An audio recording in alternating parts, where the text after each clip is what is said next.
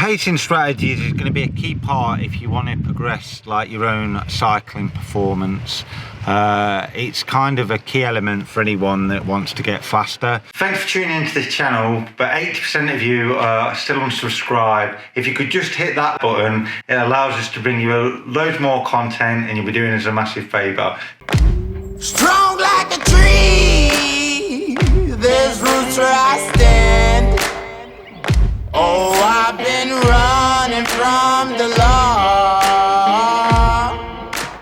Hope they won't shoot me down soon.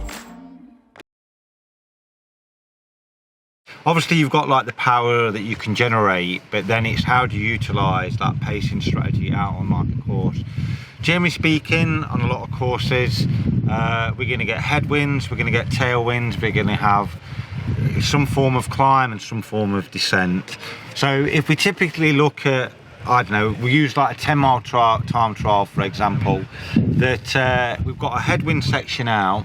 So into like that section, if we take the average being like you want to average 300 watts for that race, then the art is that going into like the headwind, then we generate more power. So in that scenario you want to go like 310, 320, and then we can utilize the position. It's not as aggressive as being ultra aero, but it means that we can generate like the power.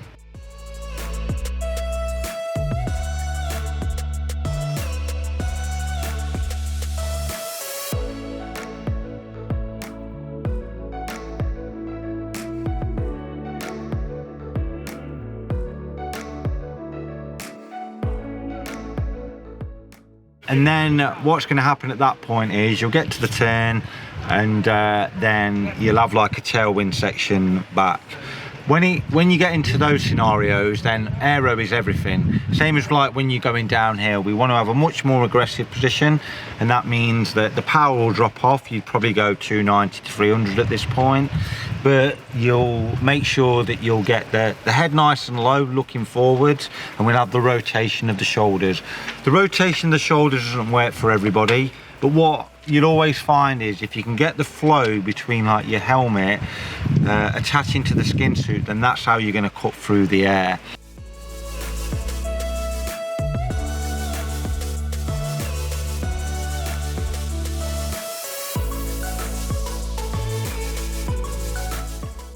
It's a key part to trying to get faster. For some of you, if you're doing like a 70.3 or like an Ironman, then you might have, you know, the course could go in all different directions. So that's when using things like my windsock, best bike split, it'll analyze like which way the wind's blowing. So providing you remember that headwinds, power's the most important part, tailwinds, aero is everything.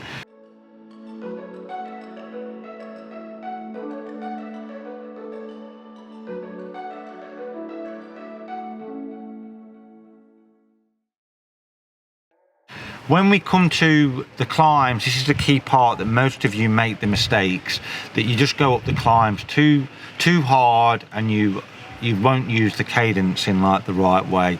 What we've always found from working with numerous athletes is that you want to be able to lift the cadence, and then when you crest the top of the climb, you can lay the power over that. So say if you averaged 80 to 85 cadence, then you probably need to bring this up to 95 to 100.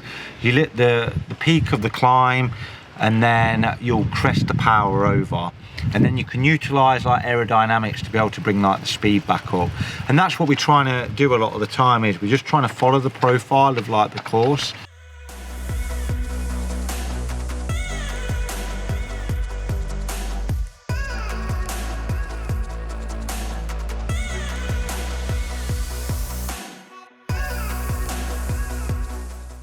The art of it's like anything, the art of this is, it's all right me telling you what to do, you just need to bring it into training. So it's doing like specific aero drills, going out into a head and a tailwind and utilising the position in numerous different ways. But if you want to start to see those times plummet, or you want to run off the bike like more efficiently, because it doesn't really matter if you can produce, you know, like 200 watts, 300 watts for the race, but if the speed isn't high and you're not running off the bike efficiently, then a lot of the time it means that you utilise realizing you're just using too much energy. So it's a key part for anyone that wants to get faster, really.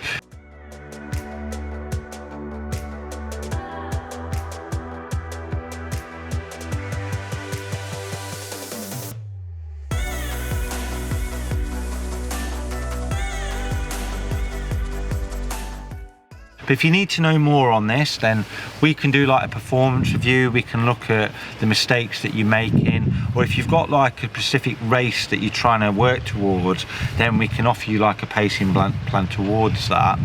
And obviously, like with the bike fits, we will tell you each rider like what you need to implement into your training, and you can share that with your coach, and then your performances will come on to like that next level.